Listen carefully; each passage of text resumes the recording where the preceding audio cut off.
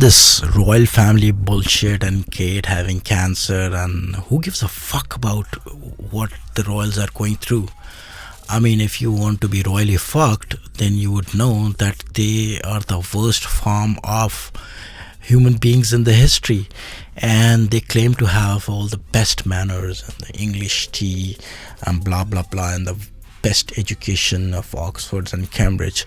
But the fact is that for hundreds of years they've been looting the whole world, and for many, since World War II, they have been looting their own people.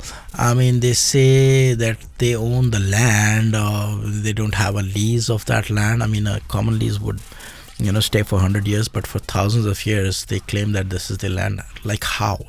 Like you conquered India, like you conquered world over, coming in, imitating that we are bringing tea, and then bringing guns and taking over those countries. Imagine the scenario is reversed. I mean, look at this guy, Charles. So-called King Charles. He's fucking, look at his nose. Does he look royal from any angle? For me, he looks like a product of revenge porn.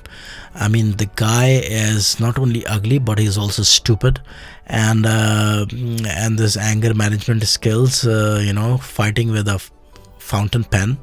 I mean, look at these people who don't even have their own diamonds in their crown. Those are stolen diamonds, and same as with Harry. I mean, I don't see any ginger in their family. Where did this kid come from? I mean, of course, Camilla Parker, I mean, not even butlers would, give her babies, unlike Diana. But this guy, and then after looting these countries worldwide, feeding, snatching food and starving Bengalis, and sending their food to their soldiers in World War II, and ultimately losing that war. I mean, technically they had lost it, had it not been for the US, or tricking the Japanese to attack Pearl Harbor. We would all be probably speaking German today. The fact is that it was Hitler who liberated India. Many people think that it was Gandhi or Jinnah who actually, stood up and with the law and blah blah blah. That's bullcrap, because by the time Hitler had destroyed London, there was no remote possibilities that Britishers would have continued with all these foreign occupations. So basically Hitler liberated India and Pakistan and all the colonies all over the world, and I feel sorry for this guy, because I mean, Philip was a nightmare himself, and I think Mountbatten kind of took a revenge, an advanced revenge of when IRA bombed him, by handing Philip to the royal family.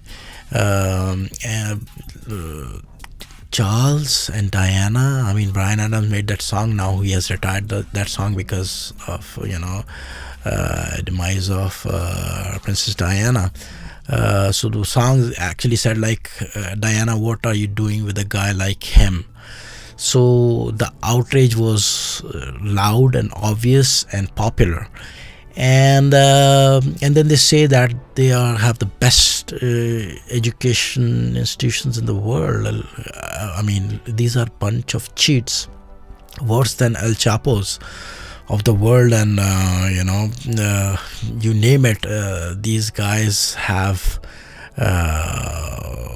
demonstrated the worst level of humanity, and they have the audacity to call them royals, and their fashion sense is also worse than clowns. Look at the uniforms that people who are securing them are wearing.